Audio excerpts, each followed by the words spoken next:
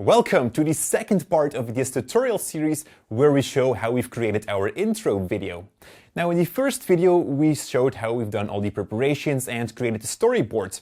Now if you haven't seen that video yet, you can click in the card up there to see that one. But in this video we're going to take all the elements and bring it into After Effects. But first, let's have a look at the intro video again.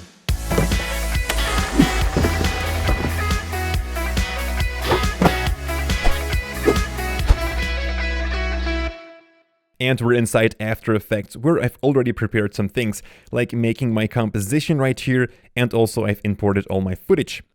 Right in this folder you can find several JPEGs, also some PNG files, and finally some Illustrator files, which will be very interesting to work with, and you will see in just a minute why. Now let's get started with the background, and that's right here. It's just a JPEG file, and I'm going to drag that into my composition. Now to work more pleasantly with this, I'm going to make this in a round shape instead of a rectangular design. Now to do that, we can go up in the menu right here and select this mask tool. Now if you can't see the ellipse tool yet, then click on it and hold down your clicking so that this menu appears, and from here then select that ellipse tool. Now once you've got that one selected, just double click on it with your layer selected, of course. And that will actually just cut these edges off and make a perfectly round circle mask. Now if we're going to scale down this layer now, just press that layer, then press the S key on your keyboard to scale it down. You will then see that we have a perfect round image. And this is going to be a lot more pleasant to work with, as I've already told you, and you will see in just a minute why. Now this background actually pops open behind the camera that is coming in from below. So the first thing that I'm going to do now is create the camera, and then I'm going to align this background to that. Now that camera is made in Illustrator, and I've combined that with other elements right in here in this Illustrator file. So let's just drag in that Illustrator file into the composition like so. And right here you can see those other elements. I only need the camera. But since Illustrator and After Effects really works well together, I can actually separate that very easy. And I can do that by right-clicking here on this Illustrator file in our timeline, and then just select Create Shapes from Vector Layer. And that will create a path for all these images, which we've also created inside Illustrator. So we can now delete that Illustrator file, and let's work further on this shapes layer now. I'm going to open it up and reveal the contents, and now I'm just going to delete all the groups that I don't need, like group number 1, also 2, 3, just select them. 4, 5 is the camera, 6 is a film strip, which can also go. 7 is again apart from the camera, and group 8 is again something that we don't need. So now we actually only ended up with the camera, so that's great. There's one more thing that I'm going to do, and that is move this anchor point right here to the middle of that image. And that's because when we're going to rotate this image, it will always do so around the anchor point, and we want that to be in the middle. So take the anchor tool from your menu right here, and then grab that anchor point and move it to somehow in the middle like that.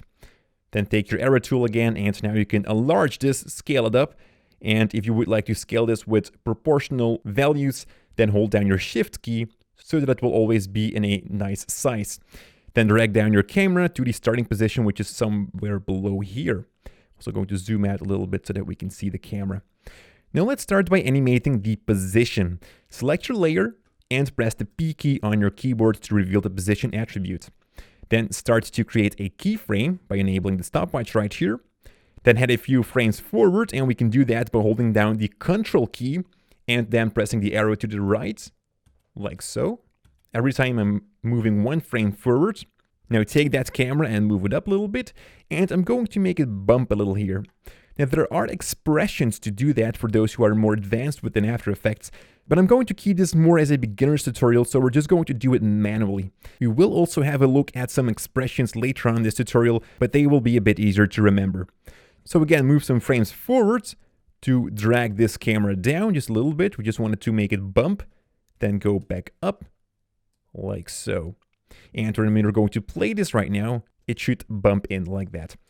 Now this animation was pretty stiff. We're going to make it smoother by just selecting all these keyframes, right-clicking on it, say Keyframe Assistance, and say Easy Ease. And so now this animation is a lot smoother. Now perhaps you want to change the position a bit of these keyframes. This is something you have to look for yourself. Just play it a couple of times and look for the correct distance between these keyframes to make it look realistic. I'm going to leave it like this now. Now let's also do the exact same thing for the rotation to add an even more dynamic movement to it. Again, select that layer and press the R key on your keyboard to reveal the rotation attribute. Create a keyframe again with the stopwatch right here, and I'm going to slant it a bit to the right, like so. Now press the U key on your keyboard. The U key will reveal all the keyframes of that layer, and we're doing that so that we can align that perfectly with the other keyframe from the position here. And now just move this a bit to the other side now. The rotation, something like that, not too much. Again, to the next point, move it a bit forward again, and then finally move it again backwards. Something like this. This looks good. Again, also select all your keyframes, right click, and say Easy Ease. Now let's play this and see how it looks. Now let's have a look at the background again. I'm going to select that background and I'm going to move it now right behind the camera where I want it to pop open. From here, we're going to animate the scale. So go back to the beginning of your timeline and create a keyframe for the scale. It's going to start at 0, so that means we don't see the background. But from there, it will pop open, just a couple of frames forward. Make sure that it pops open all the way so that it covers the whole screen like that. And again, make these keyframes smooth, like so. Now let's play this and see how it looks. This looks pretty okay. Now the camera may only start at a certain point where the background is already open. So I'm just going to grab this layer of the camera and I'm going to move this to when the background is fully open. And then the next thing that we want to do is rotate the background layer. Again, select that layer, press the R key, start from the beginning, and I'm going to create a keyframe for the value 0 for the rotation. Then move forward in time, and we can move all the way forward in time, like somewhere right here. And I actually want to make it a half a turn over 30 seconds, which is 180 degrees. Now this isn't much, but we also don't need much of rotation. It's just a subtle movement in the background, as you can see right now.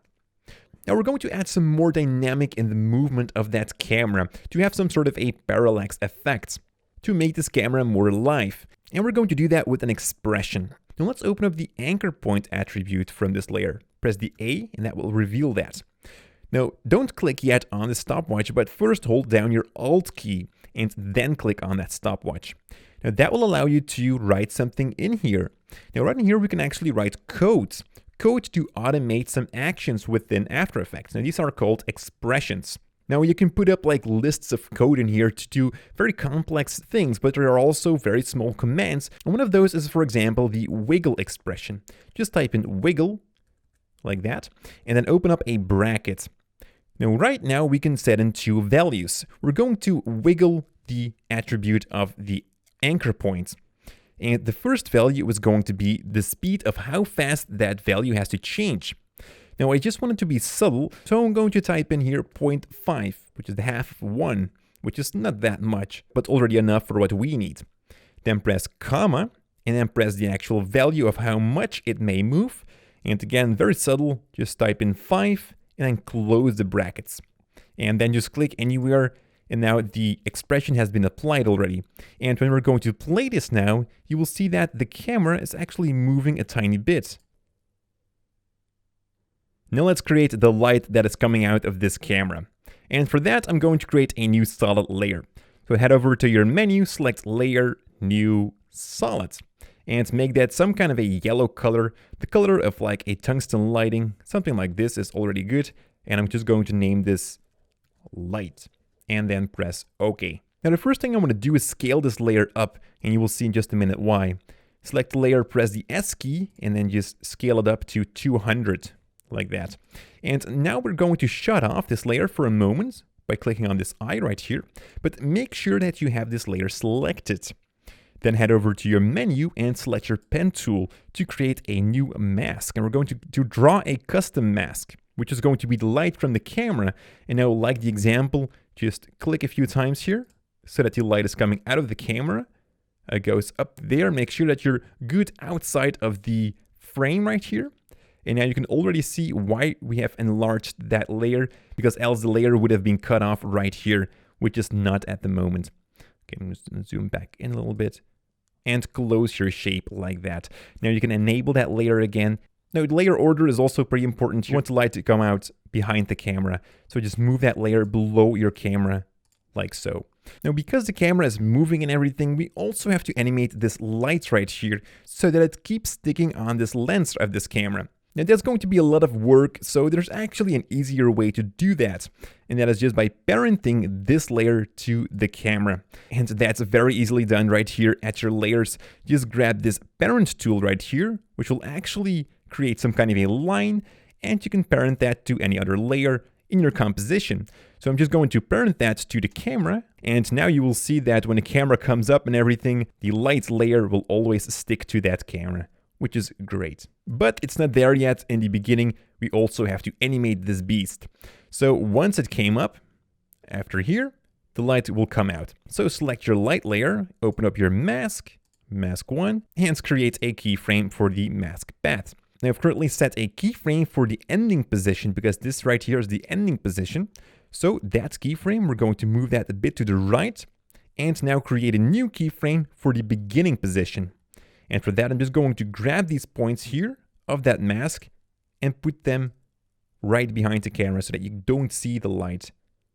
Okay, that looks great. And when we're going to play this right now, we'll see that it will animate.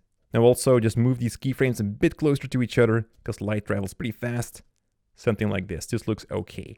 Now also here it's a projector light, so this light is flickering a little bit. And again, an easy way to do that is by using that wiggle effect. Select your layer again, press the T button on your keyboard, which will open up the opacity.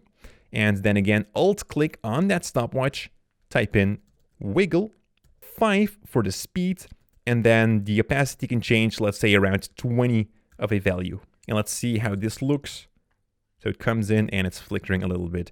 If you believe that the intensity is still a bit too much, you can always decrease the opacity. So right now it's set at 65, which means that the wiggle expression will wiggle around that 65. So it will go to a maximum of 85 or to a minimum of 45. Again, play it, and this looks pretty nice. Now there's still a little problem that I want to show you guys. But I'm going to zoom in to 100% here, and let's take a look at the edge of this solid right here. You'll see that it's not so sharp as the camera that we have here. And that's actually because we've scaled this layer up to 200%. And usually you don't do that, scaling up pictures, because that will decrease the quality, as you know.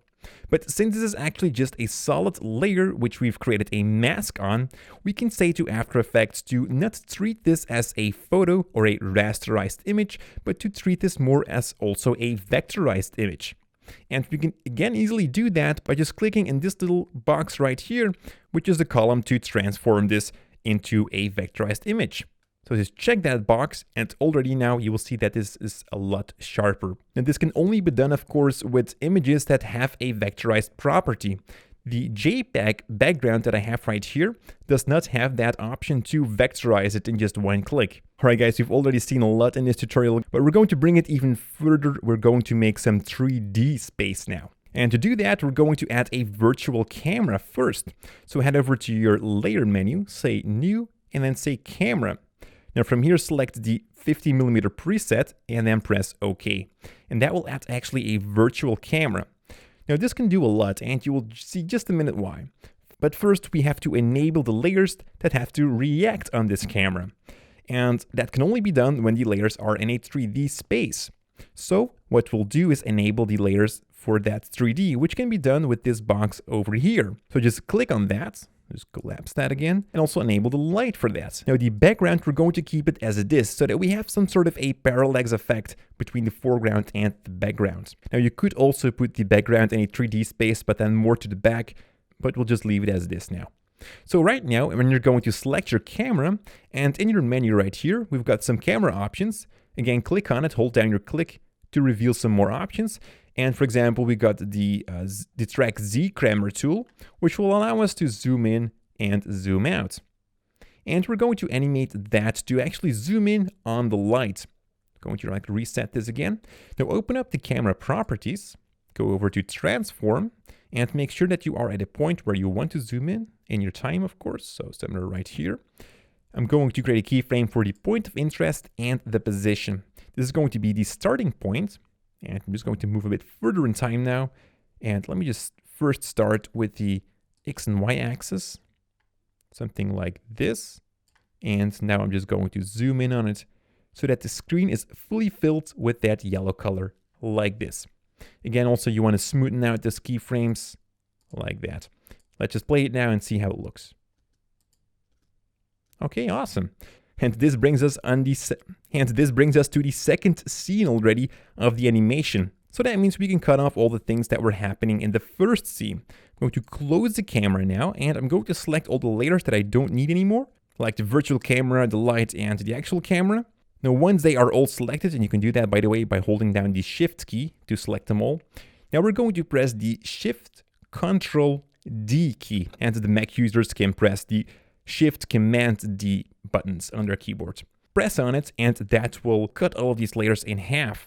Now I'm going to delete all of these other layers except for one, and that is the light, because we're going to keep that as a new background. So just deselect that layer by holding down your Control key now, and then just delete the other two layers. Now the first thing that you will notice now is that it looks kind of weird, and that's because there's a mask drawn on that, and we don't need that anymore. So just open up that second light layer now, head over to your masks, and just delete your mask number 1. And now that layer will cover the whole screen again. And you may also want to disable the 3D space for that layer. Now also, so that it's not going to draw too much attention, I'm also going to open up the opacity by pressing the T button, open that property up, and I'm also going to delete the wiggle expression from here. So now we actually have just a normal layer. And when playing this, you will see that it very smoothly transitions to that layer. Alright, so now we can start with these boards right here that hold some text. And for that, I'm going to create a new composition. So just click on this button right here to create a new composition. And I'm going to name it text 1. Then just press OK. And in here, we're going to start with the text. So just take the text tool, and I'm going to type in filmmaking. Like that. And I'm just going to make that a little bit bigger, like so. Make sure that it's somehow in the middle or something. Then I'm going to take the rectangle tool right here, which is going to be a mask, but make sure that you don't select your layer now. Just deselect it like so, and then draw a shape around that. And of course also bring that shape below the filmmaking. And now you can also, with the arrow tool, like change the size of that layer a little bit so that filmmaking fits in that perfectly. Now the stroke is something I don't want, so I can just disable that right here by setting the value to 0. The background color is good. It's like this deep gray color, which is perfect. And I'm also going to like draw a new mask. Just right here, you can take the pen tool, and I'm going to draw like a new mask over here. You have like the stick where the plate is attached on, like that. Now let's head back to our main composition, the intro video, and drag in text 1, which is the thing that we've just created. So now we actually have a comp inside a comp. Now again, we're going to make this scalable, because when we're going to scale this up, you will see that the quality will really lose itself right here. So again, check that box to handle this comp as a vector image instead of a rasterized image. Now I'm not going to scale it up, but actually scale it down, but it's just always better to do that. Anyways, it's coming up from above, and we're going to do the exact same thing now as we've done with the camera. So somewhere after it's zoomed in, right here, I'm going to create a keyframe for the position again, like that, move a bit further. I'm going to bring this down now. Again, move a bit further, a little bit up, and again, a little bit down. And we're going to do that 3 times. All right, all of these 3 words are created and animated now. Let's have a quick look to how it looks. Okay, pretty awesome. Now also for these 3 words, we're going to make an animation out. Now because we're working in this cartoonish look, I've got a great tip for you on how to animate something out. You've seen that we've been working with these bounces, and we're also going to do like some kind of a same thing when it's going out the frame. So let's start with the first one here, which is filmmaking. And I'm just going to press the P key because we're going to animate the position again. Now normally we would just create a keyframe for the position right here. Move a couple of frames forward and just drag it outside the frame. But we're going to push it a little bit forward, not too much. And then we're going to pull it all the way to the back, like so. And when we're going to play this right now, you will see that it looks like someone is pulling it very hard. So let's also do that for the other 2. There we go. Let's have a look at it. And it's going out pretty nicely. Now, as you can also see, I'm actually first animating the first text, then comes the second text, and then comes the third text. You can see that I'm actually like offsetting these keyframes a little bit towards each other to have that effect. Alright, time to go to the last scene, and I'm really sorry that this tutorial video is taking a bit long, but there's also a lot to explain and to show, of course. In the last scene, we're going to start with the background again, which is going to pop open from the middle, from nothing actually.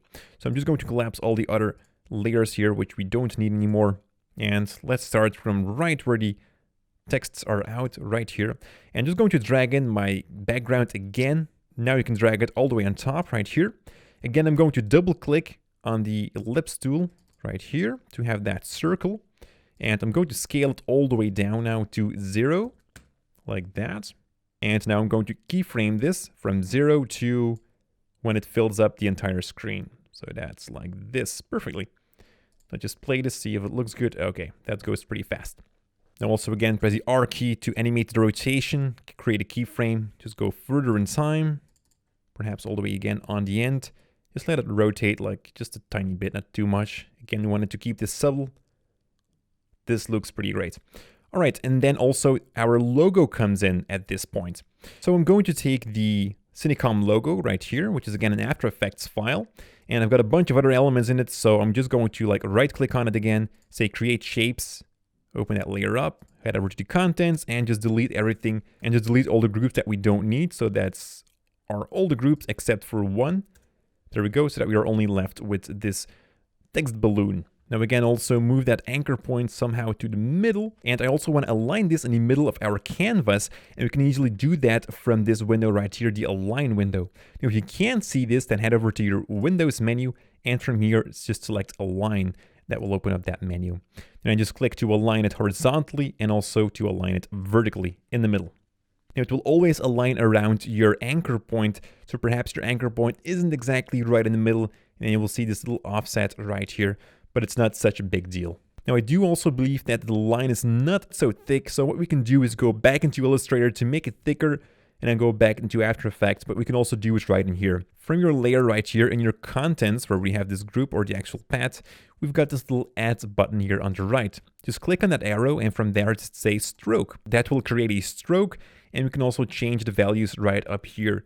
Like we can make it a lot thicker, something like this. Now of course the color isn't right, we want it to be red, and it has to be the exact same red that I want. And since we already have that from the fill color, just click on that, select the hexadecimal color code, and just copy that, press OK, then press on the stroke right here, and then just press that code in here to have the exact same color, and just press OK. So now it's a lot thicker. Close your layer again, because we're going to animate this also, and it's going to start from the outside. So right before the background comes in, we're going to scale this up, and because this is a path, we're going to keep the quality, that nice sharp quality, then create a keyframe for it, go further in time, something like this, and move this all the way down here. There we go. Now let's also play this and see how it looks. Perhaps also, again, smoothen your keyframes. Okay, this looks pretty okay. Now again, we are in this cartoonish look, so also make this one bounce. After the last keyframe, just move a couple of keyframes forward. Again, increase that a little bit, the scale. Go a couple of keyframes forward again, and make it smaller, so that it's again bouncing, like that. When it's first hitting the ground right here, we're also going to reveal the background of this logo, which I have right here, the logo background. Drag that in here. And what I want to do is order this layer below the text balloon so that we don't see the edge of this one. Scale it down and try to fit it right inside this logo here. Now again, we're also going to parent this to that text balloon so that it will always stick to it when we are going to like increase the scale again, as you can see in the other keyframes right here. On the first keyframe where it hits the ground, we are also going to cut this background right on that point. So again, Shift Control D to cut it, and we're going to delete the first part. There we go. So now it will only be visible right at that point. And we're going to do the exact same thing now for a picture of myself right here, which we are going to put inside that balloon as well. There we go. And when I'm going to play it now, the transition looks pretty nice. Now, so it's coming in, and then my face right here is flipping to a different picture of myself. So now there are a couple of ways to do that. Again, we can go to a real 3D space, but I'm going to show you a technique by using a fake 3D plugin, which is called the Basic 3D effect. So just in your effects folder, just search for the Basic 3D, and just drag that to that picture. And we're going to animate the swivel. Now start again with a value of 0. Go a couple of frames forward in time. And now we're going to swivel this, and as you can see what it's doing. And we're going to swivel this to 90 degrees, because at 90 degrees we can't see the image anymore, because it's flat. And at this point, we're going to change it to a different picture. So we're going to drag in Jordy number 2. And again, we're going to position it inside that text balloon. There we go. Now also drag that 3D effect onto that layer and select the 2 layers now, Jordy 1 and 2, and press the U key to reveal all the keyframes. Now for the second picture right here, we're going to start where in the previous picture the swivel ended, the keyframing, and we're going to start from that value 90, so that it's also flat, the second layer. Then create a keyframe for it and also press the U key now so that you can see both of these keyframes of both layers, and make sure the time interval between the 2 keyframes are exactly the same as your first 2 keyframes of your first layer. And now we're going to move this to 180 degree. There we go. So in flipping something over, it actually takes 180 degrees. And now we've done it 2 times with 2 different layers, and that way we can flip from one layer to another, as you can see. And we're going to do that one more time with a third picture of me, but keep in mind that we're going to swivel further, so we're going to go plus 90, which is 270 degrees right now. Now this picture here has a problem where I'm actually going outside of the logo, which is not the idea here. So take your pen tool and just draw a mask around your photo, so that it actually is inside this stroke of this text balloon. But again, make sure that you have your layer selected to have that effect. There we go. The last picture has also been animated, and as a final image we are showing the little camera here inside my logo, and I have that again inside an Illustrator file, which is the same logo right here. I'm going to grab out this camera, and again we can do that by right-clicking in here, say create shapes from vector layer, delete your Illustrator file, and then just delete the groups that you don't need and continue further to also animate that inside your logo. Now the logo is black, and I actually want a white logo with a black stroke around it, which again we can do by the options right here. For the fill, select white, and then from here with that layer selected, open up your contents, and right here we can say add stroke like we've seen before, and now we can select the color of that stroke up there again. I'm going to take black and also increase that stroke a little bit, like so. Alright, the logo has been animated. Let's see how it looks. So the logo comes in and my different pictures are rotating like that. Now also some texts are popping up right here. We can see Cinecom.net, and up here you can see with Jordy Vanaput, which is me. Again, these boards are created exactly the same as we've done in the middle section right here. Now while I'm animating this, you can see that the colors are a little bit different as the first texts, and that's because there's now a better contrast with the background, which is darker now, and that's the reason I actually have a more lighter text as the previous one, where we had that light background on a more darker text. So there we go, the 2 texts have also been created and animated. Again, I've made that little bounce here in the position. Also, I've added that wiggle effect to create some more dynamic to it. And then the final thing that we have to do is make an animation out for the whole intro video. And what I've actually done is again, these 2 texts will go out above, and this one here will go out below. Again, someone pulls on it, so it first goes a little bit upwards and then it goes downwards again. So let's start with that first. There we go, the 2 texts are animated. Now also from somehow that point again, we're going to make sure that the background will shrink again to the middle point. The same thing goes for the logo here and the background of the logo, but we're going to leave the text balloon just yet.